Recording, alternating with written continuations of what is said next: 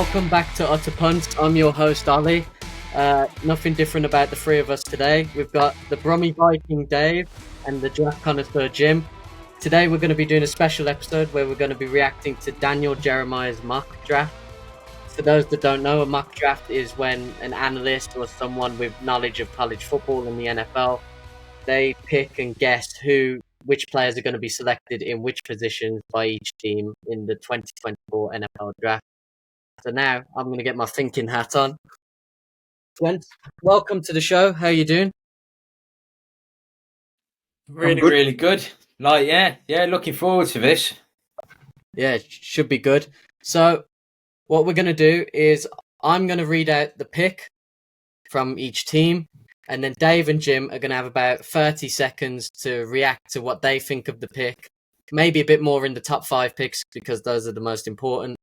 And then we'll go from there. Every pick's important, Ollie. Dave's a day three kind of guy, to be fair. I like 7th rounders, multiple. You know that. Day 3 kind of go. Shall we get straight into it, lads? Yeah, let's do it. Right. With the first overall pick, the Chicago Bears select quarterback Caleb Williams from USC. So, yep, Caleb Williams. He's going number 1 in just about every mock draft you'll see. It's an obvious need for Chicago, having traded away Justin Fields for a packet of crisps and a Panda Pop last week. So realistically, it has to be a quarterback. I mean, regardless of whether I think Caleb Williams is the top quarterback in the class, that's a moot point. But every analyst, every mock draft you see is Caleb Williams at number 1. So it makes sense. And to be honest, I think if the Bears didn't select Caleb Williams at number 1, I think Ryan Poles would probably be looking for a new job next week. So all in all, makes sense. Will it pay off in the long term? Possibly. I think you Vikings fans hope it doesn't. But ultimately, Caleb Williams, number 1 overall pick. It's been written since probably October, November time at the latest, and that's where we're at. So, yeah, if you were grading the pick, you'd say you wouldn't say it's not a bad pick. It's not a good pick. It's the expected pick, and it's probably the only pick that Chicago can make that wouldn't see their entire front office fired, regardless of personal opinions on this podcast about his ability against better teams. Speaking of personal opinions, Dave? I'm fully aware that's who we're going to take. I think they have to take him. He's a player whose upside is incredibly high. I hope he's hugely successful. I myself wouldn't spend the number 1 overall pick on him because I think there's multiple red flags which worry me. And this is the thing, it's smokescreen season, isn't it? Right? So you do hear a lot of fake things. But there were conversations about whether or not he will be looking to get a piece of the team that picks him in his first contract renewal. That doesn't bode well. And from a game perspective, his massive downgrade in statistical success against ranked college teams is worrying. He didn't seem to cope with an increase in the quality of opposition too well. It was a marked drop-off. I hope he proves me wrong, really, and goes on to be great. I kind of like it to happen in a way where he doesn't do that for the Bears. So something like the Fields thing, where he kind of flatters to deceive a little bit and then gets farmed out for the latest number 1 overall pick for the Bears need to take. Yeah. Right. Important note with Caleb Williams, he's the number 1 player on Pro Football Focus's big board and the number 1 quarterback, obviously. So the analytics guys like him, the NFL GMs like him. The mock draft experts like him. So there might be something we're missing. I don't think we are. And I fully agree with those red flags. And the particular one is that drop off in production against ranked opponents when he played for the last 2 years in college. It's very noticeable. Sweet. Right. Yep. With the number 2 overall pick, the now Washington Commanders select quarterback Drake May from North Carolina. So it's a new head coach and GM up there. Drake May being picked number 2 overall. He's a prospect who, basically, from what I've seen and from what I've been reading about him, he's considered to have a high ceiling. the problem that I see with him though is I don't particularly like his footwork in the pocket. He's throwing off balance often. That tends to be when he makes his mistakes. I think his upside is there. It's again though for me, taking a player who I think ideally should be maybe sitting for a year. With a number 2 overall pick provides value that I'm not that happy with if I'm a Washington fan. And I do think that there are other prospects that actually offer a higher upside than Drake May. So I'm a little bit surprised to see that, but I understand what they're looking for if they're looking for somebody who they think can hit most areas of the field and has got a good arm and is slightly mobile. But I worry about his mechanics and the inconsistencies that are there when he's throwing the ball, particularly to the numbers. Yeah, that's a good shout on that one. I mean, I like Drake May. I think that a ceiling that I would put on Drake May is sort of Josh Allen at the Buffalo Bills. The floor on Josh Allen is probably Daniel Jones from the New York Giants. So there's quite a variance there. That would make me a little bit nervous as a number 2 overall pick, personally.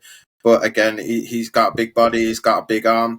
One of the concerns that I've seen noted about Drake May is he made some silly mistakes for interceptions in the 22 season, and he didn't clean those up in 23. So there's a little bit of an issue around how does he take coaching well? Does he learn from his mistakes? Because what we've seen on the field is not so far.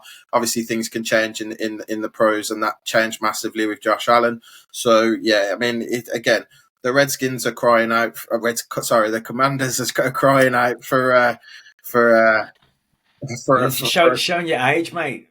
Yeah, that's it. No one remembers that anymore. The Commanders are crying out for a quarterback. There's a few ways they could go with this pick. To be honest with you, Drake May's probably got the highest ceiling of the 3 remaining top 4 quarterbacks for me, but he also may have the lowest floor.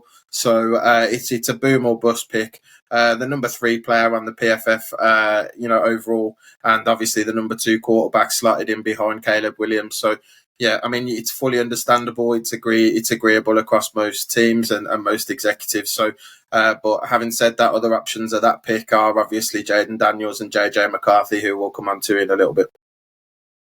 Right.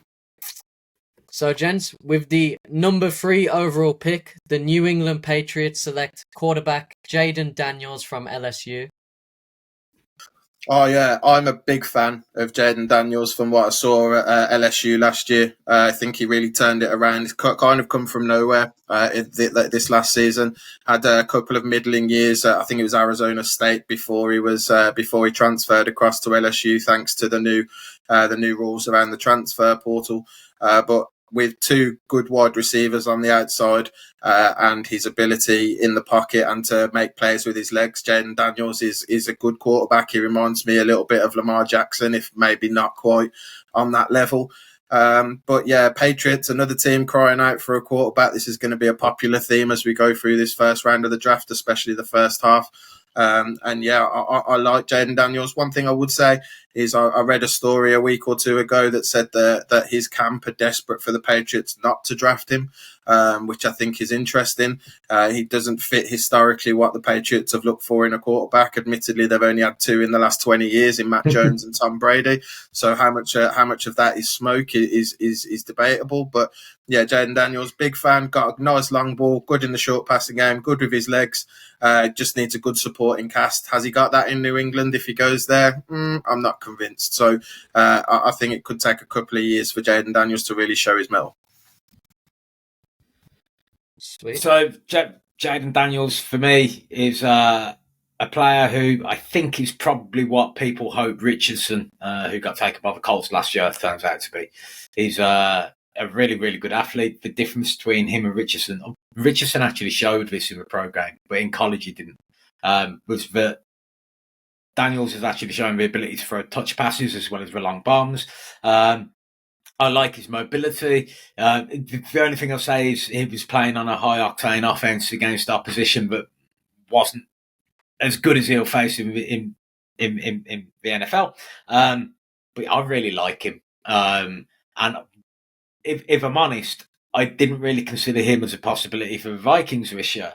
But if he doesn't want to go for the Patriots and the Vikings are sitting there positioned the way they are, I'd have no issue if we traded up to 3 for him.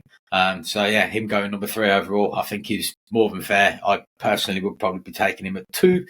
And if I'm completely honest, based on the red flags with Caleb, I actually like him as probably the best QB prospect in the draft in terms of highest upside based on his physical acumen. He's just an absolute warrior. So yeah, really good player. Yeah, Cooper. I mean, the only negative against him is obviously I think he was a graduate transfer from Arizona State, so he isn't as young as Caleb Williams and Drake May. But you know, surprisingly, the number 22 player on Pro Football Focus's big board, and the number 3 quarterback, obviously slotted behind picks 1 and 2 that we've already been through. So yeah, I think you've got a lot of love we've got a lot of love for Jayden Daniels on this podcast.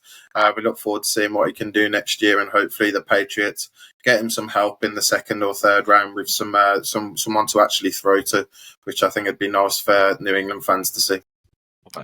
I hope he doesn't go to the Patriots because I'd rather they hit QB purgatory for a little bit, having paying off the karma of having had Brady. So, I personally have enjoyed the Patriots bottoming out since Tom Brady left, so it's been a very happy watch for me as a Browns fan who's used to bottoming out. Right, gents. So for the 4th overall pick, we have a trade. We have a trade between the Arizona Cardinals and the Minnesota Vikings, with the Arizona Cardinals receiving the 11th and the 23rd overall pick, and the Minnesota Vikings receiving the 4th overall pick. And with the 4th overall pick, the Minnesota Vikings select quarterback J.J. McCarthy from Michigan. So, his college coach, and he's currently the reigning champion of the college playoffs, from the Michigan Wolverines, Jim Harbaugh basically turned around and said that he felt that this guy was good enough to go number 1 overall. Now, how much of that is smoke, how much of it is not smoke, I don't know. This is lying season. But he has a very high regard for a man who, when I watched him in college, thought he ran the offense effectively, but it was a team very much carried by its defense. It didn't ask too much of JJ McCarthy. And the reason he's been touted so highly is because very well-respected people in the NFL think he's capable of doing a lot more than he actually showed with Michigan. So, trading up from 11 to 4 to take him, is that a good move? No, it's not. And it's not something that I would do. The reason being, I just don't think that you need to go that high for him. I don't think he's someone who showed enough of the NFL is actually going to be looking at him as a top 5 prospect. If you're going in the top 5, the expectation is you're going to be starting straight away, particularly if you're a QB. I think he might be best served to have a little bit of time, basically to learn how to be a quarterback who's carrying the team. And with the Vikings offense, which is very much passing attack orientated, one of the advantages for him is the fact that he does like to throw over the middle, which is something that O'Connell likes a lot. But we also throw the ball 25 to 30 times a game, right? And that's just not something he did at college. So it's something that will be a gamble. If it pays off, then honky dory, you've got a QB for a decade. And Vikings actually drafting a quarterback who stays around for a while would be a fantastic thing indeed. I just don't think that the value for the prospect, based on what he has shown to date, is there, but the upside is there because of his age. He's still 20. He's going to be 21 when the season starts. So I get it. If they're convinced and they think he's their guy and they wanted to do that and they were able to get up to 4 without actually giving up next year's first, I probably wouldn't have a problem with it. But I do think that there's the potential option there to still get the same QB at 11 on draft night. And if he isn't there, then we're positioned with the 23rd overall pick to pick another player who I do think is a lot more pro-ready in Michael Penix Jr. So, yeah. So I completely disagree with Dave on this one, to be perfectly honest. I think with JJ McCarthy, While I think the points around him being somewhat of a game manager in college are valid, I think if the Vikings have identified him as the quarterback of the future, I think Kwesi has played an absolute blinder, to be honest with you, trading 2 second rounders and a 6th rounder or whatever it was to get an additional first. And if you can get up to number 4 to take to what's perceived as the quarterback of the future, which ultimately your GM and your head coach's futures are going to be tied to, and you retain all of your picks next year, I think that's a masterful move from the GM. JJ McCarthy, is he? I need to see a little bit more. He only threw more than 15 times in I think it was 4 games last year, which is obviously a little bit of a concern. We didn't see much of his long ball at the combine. We saw a few bits and pieces. I believe it's his pro day today at Michigan, and there'll be some big contingents from both the Patriots and the Vikings there doing their due diligence on him. So I think how he works out at his pro day and how he works out at private workouts with teams will be really key. He'll obviously be going into the best receiving core in the league, in my opinion, in Hockenson, Jefferson and Addison, which is a key part for the quarterback's development. You've got a relatively settled offensive line at the Vikings. So I think the pieces are in place for him to succeed. I don't think trading 11 and 23 is a bad move. I think that's what Kwesi's got in mind for this. And if it doesn't cost you any capital from next year, I think it's a good move. And I think you have to go up that high to get him, just on the basis of the Broncos and the Raiders are currently without a starting quarterback and arguably without a backup quarterback outside of Gardner Minshew at the Raiders. So for me, it's go up and get him that high, or potentially miss out. And I know that Dave's got a love affair with Michael Penix Jr., which is more than fair. I'm a fan also. But JJ McCarthy, I think, has just got that higher ceiling, whereas Penix Jr. looks a little bit more ready to play immediately. But yeah, we'll see how that goes. But ultimately, the 4th rated quarterback on PFF's board at number 28 overall, which suggests that in line with Dave's thinking at picking him a little bit later in the first round. I just think circumstances dictate that won't be possible. So if JJ McCarthy is the Vikings guy, they have to go to 4 and get him. Fair enough. I think that's a fair assessment. So, gents, for the 5th overall pick, we have another trade. The New York Jets trade up with the Los Angeles Chargers. The Chargers received the 10th overall pick. And with the 5th overall pick, the New York Jets select wide receiver Marvin Harrison Jr. from Ohio State. So Marvin Harrison Jr., closest player comp that I've seen is Megatron. Quite similar builds, in theory, quite similar speed and ability to get in and out of breaks. His separation's good, his route running's good. But to be honest, we don't know. He didn't work out at the combine. He refused to work out at his pro day. That concerns me a little bit. I mean, I read earlier that he showed up for CJ Stroud's pro day last year and set tongues wagging with the scouting community. So I think there is a level of comfort there for NFL teams that he is that he is everything that people think that he is, which is fair enough. But I do think there's a little bit of a concern that he's opted out of, 2 standard pre-draft workouts that all top picks typically would undertake, apart from Caleb Williams in this instance again. Even he did work out at his pro day, though. So that's my only concern with Marvin Harrison. For the Jets, great pick. You're pairing Marvin Harrison with Garrett Wilson there. Garrett Wilson's a top 10 wide receiver in the NFL comfortably. And if Aaron Rodgers is back under center and has got both his legs attached, then that's going to be a pretty potent offense for the Jets going forward. So good pick for that. It's in line with one of the needs for the Jets. That one and the offensive tackle, they could go either way. But with a player whose perceived quality of Marvin Harrison Jr., that's the only way to go. And obviously, if you're trading up to get him, you're going up for a reason. So that solid pick from the Jets. Can't knock it. Yeah, PFF have got him at number 2 overall as prospect based on the analytics. I think he was teammates with Garrett, wasn't he? Ohio State as well, right?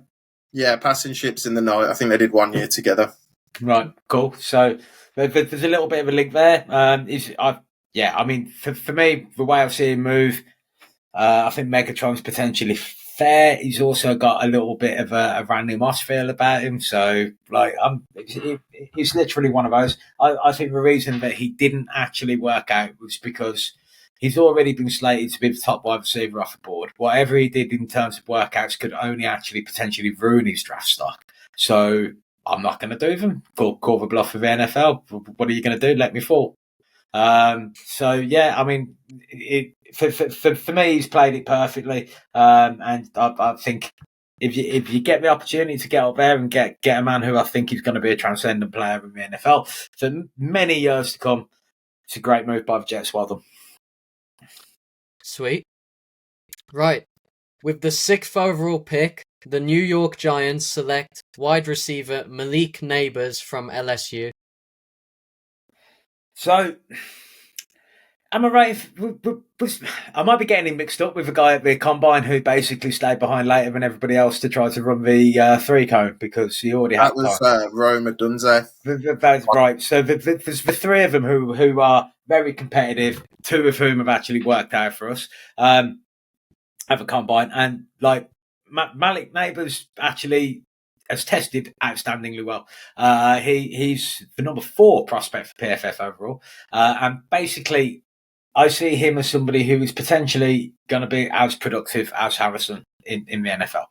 He's got an unbelievable change of direction. I think he'll actually be able, and he's got good pace on him as well. Running a 4.3 something, I think. So, like, he basically can pick the ball up out of the backfield for you. He's an overall weapon, but he can actually run routes. So, yeah, he very, very much another good pick. The wide receiver depth in this class is very, very high. And yeah, they're getting value. They're taking at number 6, apparently the 4th best player statistically in the class.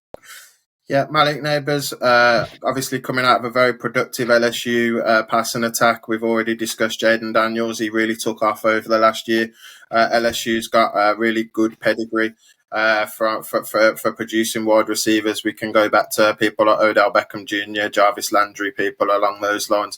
And since they've had people like Jamar Chase, and obviously Malik Neighbors, in my opinion, is the next one in that line. He reminds me quite a lot of Odell Beckham Jr. when he was all there and he was at the top of his game for the Giants.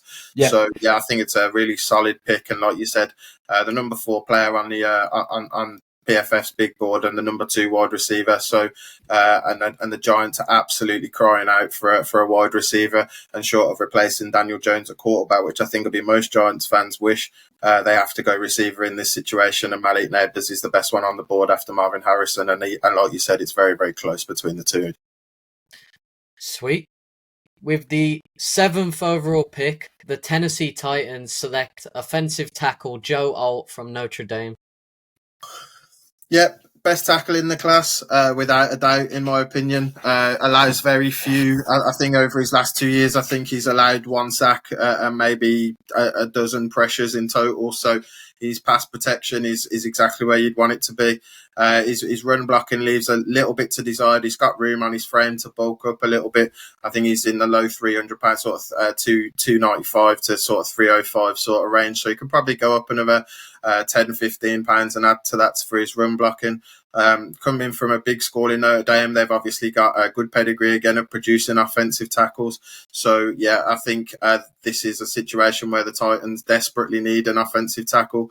They need someone to protect Will Levis in the backfield, and their who's going to be thrown to their new $92 million wide receiver Calvin Ridley. So I think realistically, it's the only way the Titans can go. And to get the number 1 offensive tackle to guard the blind side at number 7, I think is good value for them. So yeah, I think that's a solid pick for the Titans. No concerns there. Oh, can't really add anything to that. Perfect. The only thing I would say with Joe Alt is obviously the number 5 player on PFF's big board, and again the number 1 offensive tackle. So this is the Daniel Jeremiah mock, I believe. So I think Daniel's somewhat plugged into that and is obviously in agreement. And I think we can all agree here, if you watch Joe Alt play, he's a technician and he'll thrive at the next level. But tackles usually take a year to get their feet under the table, and it'll all be about who he goes up in competition against in competition. Myles Garrett ate the Tennessee tackles left tackle for breakfast, lunch, and dinner when we played them the last 2 seasons. So it'll be interesting to see how he gets on, and he'll get a bit of a baptism of fire. Perfect. With the 8th overall pick, the Atlanta Falcons select edge Dallas Turner from Alabama. Yes, Dallas Turner is the number 1 PFF edge rusher in the class, but it's only number 16 overall. He's 21, 6'4". Played for the Alabama Crimson Tide. So, yeah, very much the number 1 edge rusher in this class. Apparently, he's already met with the Bears and the Vikings. Right? So, if we are not up there for a quarterback, he could be someone that we're actually interested in. But yeah, he's an absolute monster of a human being. It's 265 pounds. So realistically, he could probably play a 4-3 edge or just line up as an outside linebacker in the 3-4. Very much a decent pick for a team that has been lacking pass rush. I'm just a little bit disappointed that I'm not sure that he's actually someone who should be going this high. I think it's positional value that's forcing it, and the fact that it's basically something that needs to happen on account of the fact that we're getting to a point where edge rushers are just so valuable in the NFL that if you get someone who is successful, you have to pay them a lot. So you can afford to take them early in the first round. It's just not that great of an edge class. And I don't mean that disrespectfully. I just don't think there's a potentially transcendent talent of an edge rusher in there. The kind of guy who's coming through who's been compared to being the next Myles Garrett or Nick Bosa or whatever. I fully agree on this one. I think Dallas Turner, he's got a good get-off. He's a good athlete. I think when we watched his 40, I think he actually ran faster than Garrett. And I think he's slightly on the light side to be a proper 4-3 defensive end. Got room to add some weight there. But I think the other piece that's important to note on this one, the Alabama defense wasn't what the Alabama defense has been over the last sort of half a decade or so. And I'm not saying that's his fault by any stretch, but I think Dave's analysis that this guy is he a transcendent talent? For me, no, he's not. He feels like a bit of a high middle sort of pass rusher. He might get you 8 or 9 sacks a season, but I don't think he's in the same league as TJ Watt, Myles Garrett, people like that, which is what you want from your pass rush. It's the age-old piece with the Falcons trying to solve their pass rush woes. They've had the least amount of sacks, I think, in 2 of the last 3 seasons. So they have to go pass rusher. It lines up with their needs on the board. The number 16th player at PFF overall, the number 1 pass rusher, which I think is probably fair. Although it's probably for Jared Verse, but ultimately, yeah, I mean, it's the only way the Falcons can go. Now they've signed Dave's favourite quarterback, Big Kirk. Definitely Dave's favourite quarterback. Well, no, he's no longer with us. He's gone up in my estimation, because he's handicapping another team. Right. With their second pick of the draft and the 9th overall pick of the 2024 NFL draft, the Chicago Bears select wide receiver Roma Odunze from Washington. Great pick, Dave. Dave's qualified it earlier, stayed behind at the combine to try and break the combine record for the 3-cone. Very quick receiver, played in a really high-powered offense at Washington. He's got good measurables. He's quick. There's not really much else to say. This is a very good wide receiver class. I mean, this need for me may change slightly. I think this mock came out slightly before or just after the Bears traded for Keenan Allen. So obviously you add that to, is it DJ Moore, their other wide receiver? They've kind of got their outside receiver piece sorted. But again, that piece could change, and it may be a case of the Bears drafting for the future with Odunze, and maybe he'll have a limited part in the offense this year. But going forward, he may replace Keenan Allen when he gets too expensive next year. So, yeah, I think it's a solid pick, planning for the future, which is unusual for the Bears. And obviously trying to set up Caleb Williams to succeed, and you can never have too many pass catchers with a rookie quarterback. So, yeah, no concerns with that one. Yeah, I mean, like, if I'm honest, I'm kind of happy about them investing in perimeter weapons rather than getting a absolute monster of an O line. But it is something which I think will benefit them in the long run. They're going to have a really good 1-2 punch at wide receiver because they've already got DJ Moore. So I'm expecting it to be. I think Jim said it already. We're in a situation here where they are properly building around Caleb, giving him the best possible chance, something they didn't really do for Justin Fields. So it seems a little bit harsh, really, that they usher him out the door and then try to get everything set up in a way where if they can be productive. But there are 3 really good wide receivers in this draft, and for them to come away with what is considered to be the consensus number 1 overall pick, and then one of those 3 really good wide receivers, that would be outstanding for the Bears. I hope it doesn't happen. I agree. Personally, I'd take Brock Bowers, the tight end here, but it is what it is. And positional value, tight end in the top 10? Positional value, yeah. You have to be mad to take a tight end in the top 10 based on the league best. But I think to best set Caleb up to succeed, a safety blanket like Brock could be a good pick. But Jeremiah's gone with Odunze. Can't argue. Like you say, 3rd best receiver in the draft, number 6 on PFF's board overall. So good pick. They're probably thinking Cole Kmet as a safety blanket, aren't they? Really, what Jeremiah might have done, but it's a valid point. Bowers will be an interesting one there. Yeah. Yep. Right. With the 10th overall pick, the Los Angeles Chargers select offensive tackle Talise Fuaga from Oregon State. I think it's Talise. Oh, I apologise. Dave, your pronunciation of names is worse than mine usually, so I'm going to go with my mate, I've completely made a bad punt of that. I'm not going to lie. I don't know I'm right or wrong. I just saw an opportunity, dude. Right. So, I don't know. I can pronounce Tua's name. Most people can't do that, so let's not go anywhere with this. Yeah, I still can. I just checked. Right, anyway. So, basically, Fuaga's a right tackle out of the Oregon State Beavers. He's a huge human being. He played over 1,500 snaps over the last 2 seasons, which is impressive for a college O-lineman. The only thing I will say about him is already I'm hearing noise that they think that he might be best served moving over into the interior, so potentially as a right guard. And if that's the case, I'm not sure about the value at this stage because it seems a little bit early to be picking guards. I think the last time, I don't think it's ever really a good idea to pick a guard in the top 15, even if they are exceptional. And I love Quentin Nelson coming out of the draft, but I couldn't believe that they spent a top 5 pick on a guard simply because you're now committed to paying a premium rate at that position for an extended period. So I think so long as they're taking him as a right tackle, I'm fine with this in terms of value. I think it's necessary. The Chargers are trying to build up that O-line in front of Herbert, so yeah, no problem with it.